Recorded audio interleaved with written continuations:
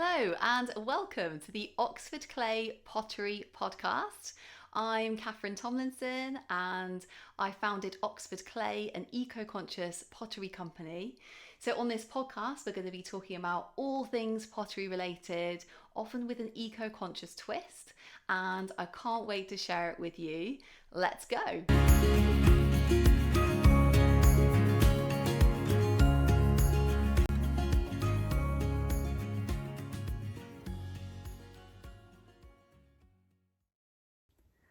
Hello and welcome back to the Oxford Clay Pottery Podcast. In today's episode, I want to talk to you about making your own pottery glazes.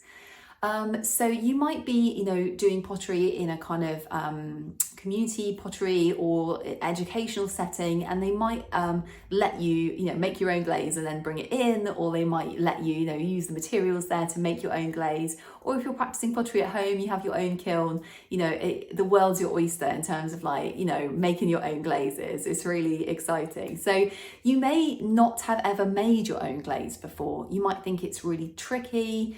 You might use, ones that you buy as a powder that's already mixed, or you might buy a liquid glaze that's already mixed and use that. But I just want to tell you, you absolutely can make your own glazes. It's very simple, and you basically follow a recipe, a bit like making a cake. And it makes the glaze. So before I started making my own glazes, I thought it was really, really complicated. And I thought, oh no, I'll never be able to do that. Maybe I'll need a degree in chemistry or something to be able to do it. But that is absolutely not the case. It's often using very simple ingredients. They're all kind of very, quite often like the same ingredients you're using every time, or and you're changing the colorant, or you're just, tweaking certain things. You're maybe changing the type of plant ash you're using every time or something. So it's very simple, and I'm going to talk you through the process today, just to kind of just so you know that and then maybe at the end you'll be like, I can do this too. I can make a glaze. So and if you do make your own glazes, sometimes it's just interesting, isn't it, hearing about how other people make their do their pottery and stuff. Sometimes I love hearing about how other people's pottery processes happen. I'm just it kind of gives me ideas and stuff, oh, maybe I could do that. And when you're dealing with powders in glaze making, you always want to make sure that you've got an FFP3 face mask as well. So you need to wear one of those whenever you're working with any fine powders in glaze making, or you're working with any plant ash. You don't want to be breathing in those powders. So it's really important to say that first in terms of safety. Okay, so the first thing to say is that you need to know whether your clay is earthenware or stoneware. So that's effectively, are you making a low fire glaze or are you making a high fire glaze? So if you've got stoneware clay, you need to be making a high fire glaze. And if you've got earthenware clay, you need to be making a low fire or mid fire glaze. And then that will fit the type of clay you're using. So it also means that the glaze is fired to the right temperature. Okay, so all the glazes I make are stoneware, because I fire all my pottery to stoneware temperatures in my kiln. So it's 1280, and all the glazes I make, they reach maturity at that temperature. So okay, so just to say that if you're looking for recipes, I've done a whole other episode actually on where to find glaze recipes, then you need to be picking ones that are right for your clay. Okay, so that's the first thing to say. Okay, so the second thing to say is get a glaze recipe. So like I said, I've done this in a whole other episode. There's loads of different sources of recipes, but generally say books are a fantastic source of glaze recipes. There's some incredible books out there. I've got lots out the library actually. Your local library might have some, that you can buy some online, or if you want some glaze recipes, I've got lots actually in my books. There's one on ash glazing, pottery glazing with plant ash. That's got a glaze recipe in. That's just one glaze recipe. And then Eco-conscious pottery glazing also has 17 glaze recipes in as well. So if you want some glaze recipes, there's those resources, but there's so many books out there, and you can even find recipes sort of like online as well. Okay, so you've got your recipe, you've got your glaze recipe, and the way you read a glaze recipe is as follows. Okay, so the basic ingredients of a glaze usually will add up to 100 parts. So often this won't include any colorants and it won't include any water. So those two elements are added on top of your base glaze recipe. So for example, in this book that I wrote on plant ash glazing, so pottery glazing with plant ash, the recipe I used was 40 parts Cornish stone, 20 parts quartz, ground quartz, and then 40 parts plant ash. So those three ingredients together made up 100 parts. So if you're, for example, making, 100 grams of glaze, which is very small, let's say a kilogram of glaze, you need to be dividing those ingredients up into parts. So like the proportion, for example. So like your quartz, for example, if you're making a kilogram of glaze, your quartz will be like 200 grams, and then the Cornish stone is going to be 400 grams, and then the plant ash is also going to be 400 grams, and then together, I think, they add up to a kilogram. Yeah. So, so what you need to do is basically, the parts you need to kind of transfer into weight. So it's always generally measured in weight. So I just use normal kitchen scales, and I just weigh it out in like a mixing bowl that I bought from the supermarket, and just kind of the ingredients will already come in powdered form from the pottery supplier. Apart from ash, if you're using an ash, you'll need to like just process that yourself by sieving it. Some people wash it, but that's a whole nother story. I don't bother washing it, I just sieve it. And then that gives you all your dry powders, and that gives you 100 parts. Okay, so the next thing that you might be doing is you might be adding a colorant on top. So I actually don't add any metal oxides on top, for my pottery glazing. I actually paint on with recycled metal oxides, which I make from recycled copper metal and recycled iron. I can make one as well from. But you might be using a commercial metal oxide, and those are always measured on top of your base recipe. So say you've got your 100 parts of a kilogram of glaze, you've got that, put it in a bucket, all your dry ingredients, that's great, put them in a bucket with a lid, get a bucket with a lid, and then you can weigh out your metal oxide on top of your 100 parts. So for example, quite a lot of metal oxides will be like maybe 1%, 2%, maybe up to 4%, 5%, occasionally a little bit more than that, because they're very strong colorants normally. So you only generally need like, 1 to 2%, but in your glazing recipe, it will specify how many parts basically of a colorant you need to add.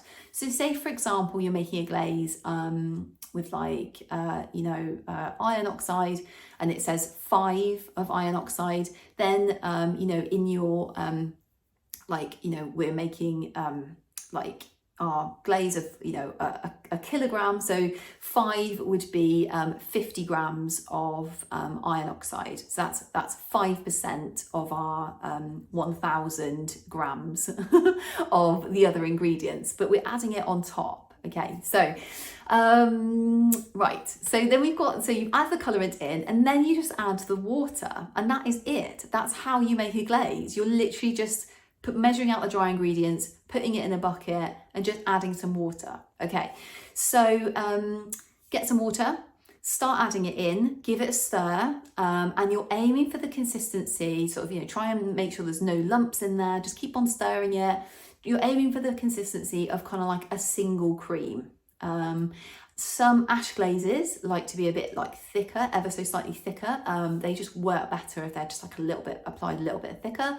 But generally, like, you know, if you're making a glaze from like powdered rocks, you know, quartz, dolomite, etc., flint, you know, those kind of things, like ball clay, china clay, those kind of glazes can, you know, they go on really well at a consistency of like single cream. So give it a really good mix. Some glazes like settle to the bottom very quickly, so it's a great idea to give it a whisk with one of those like hand blenders. I sometimes use an electric hand blender, and they're really, really good for getting a really, really smooth glaze. Or you can just stir it with a spoon, you know. Generally, like it's not good to like touch the glaze with your hand in case, you know, just because they've got like metal oxides in there maybe, or you know, it might like irritate your skin. So generally just use like a stirring stick or a spoon, and just keep on stirring your glaze until it's smooth and until it's got no lumps. And then what lots of potters do is they will then sieve their glaze, and that really helps to like disperse like any like oxide particles. It really just helps to like disperse it all, any lumps, get rid of those, you know. It helps to like make the glaze like really, really smooth, like, you know, just get out any kind of any impurities and just really mix the glaze really well.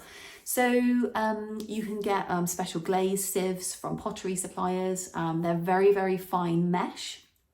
And when you pour the glaze through it, you know, you might need to have like a spatula or something just to push the glaze through it. And that's how, you know, you basically sieve your glaze.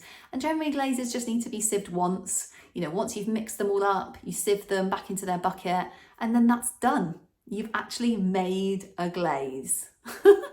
So that's it. You've made a glaze. That's like all you need to do. So another top tip I would say actually just at the end is to make sure you kind of like label your glaze. So there have been times when I've made a glaze and I've been like, oh, which bucket was it in? And so what I do now is I always make sure I like write the glaze on the lid. And then I know exactly, like, especially if I'm actually doing loads of different plant ash glazes, that can get a bit confusing because they all look right the same. And then I always make sure I label the glaze as soon as I've made it, and then I won't like forget what it is.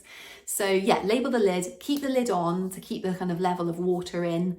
And then when you come to use your glaze, just give it a stir, make sure it's really smooth again, all mixed up properly. You can dip your pot in it then. And yeah, and then replace the lid every time, just to keep the water in. If the glaze starts getting a bit thick, so, you know, if you're dipping lots of pots in it, it will absorb the water, and, you know, and also water's evaporating, can get a bit thicker. So once you've given it a stir, if it feels a bit thick, you think, oh, no, maybe it's a bit thick, you can add just a little bit more water in every time, you know, and just mix it up again. And then it gets back to the right consistency. So, yeah, another thing to say actually is if you accidentally add too much water at the glaze making stage, that is absolutely fine and is not a disaster, and it happens all the time, and it's almost like the only way you can really, you know, tell like how much water to add is like accidentally adding too much one day or whatever. So you just wait for all the ingredients to settle at the bottom, and then you'll get like a pure kind of water on top, and literally you can just scoop it off. So it's really not a disaster. It's very easy to fix. Scoop off the water as soon as all the ingredients have settled, mix it up again, then see, you know, how thick is my glaze now. If it's a bit too thick, add a bit more water. If it's still too thin, you think, oh, maybe it's a bit thin, then you can, you know, do the same process again, let everything settle again, and then scrape off, you know, just scoop off a little bit more water. And sometimes the only way really to tell how thick to make a glaze is if you dip a pot in it and fire it. And if it's like, you know, oh, I think it's a bit thin, it doesn't look quite, you know, it doesn't look very nice, like it's very like, you know, it's matte or too translucent, you think, oh, maybe it's not been applied thick enough. Or if you've accidentally applied it, you know, if you realise your glaze is actually too thick, if it's kind of running down the pot in big gloops and you know, like sticking to the kiln shelf or something. Some glazes, you know, if they're applied too thickly, they just run terribly, like, or, you know, or drip and stuff like that. So the only way you can tell is sometimes just to fire a pot, you know. So yeah, so it's all about like experimentation. Another thing to say is that some glaze making materials will actually make a glaze run more, you know, so it depends on like the kind of oxides you've added and like what your glaze is made out of. Some ash glazes run quite badly, so you know, it really just is about like experimenting, like how thick do I need to make this glaze to make the kind of the look I want basically on my pot. Yes, I think that's it. Just looking at my notes, yeah, we've covered everything. So that is how to make your own glaze. It's actually very simple. It basically involves weighing out the ingredients of, you know, up to 100 parts. I have actually, just to say, I have actually seen some glazes which don't add up to 100, but just always follow the parts. So if it's saying, you know, if the parts add up to 120 or something, just follow the parts, because the person who's made the recipe will know exactly how many parts you need for that recipe. So yeah, it doesn't have to add up to 100. I've seen ones that don't, but generally speaking, it'll be 100 parts. And yeah, just weigh it out with scales, you know, convert the parts into weight, however much you're making. If you're just making a little test, you might just need 100 grams in total. Yeah, and enjoy. There's like a whole world of experimentation that's like, you know, available to you once you start sort of like making your own glazes. It's like, yeah, I found it hard to stop actually. I'm a bit like, I just want to make loads and loads. Every plant I see, I want to make it into a glaze. So yeah, plant ash glazing is a whole world of like, a whole like cool world of fun. So yeah, so I hope you found this episode helpful. And if you think, oh, I can't make a glaze, that is not true. You can make a glaze, and it's something you can absolutely try. So yeah, so thanks so much for joining me on this episode, and I'll see you next time. Happy potting.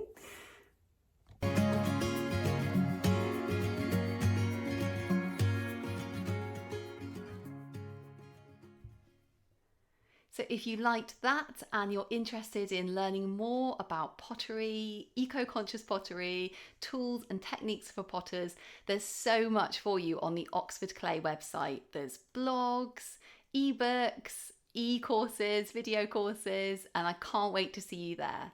So the website is www.oxfordclay.co.uk.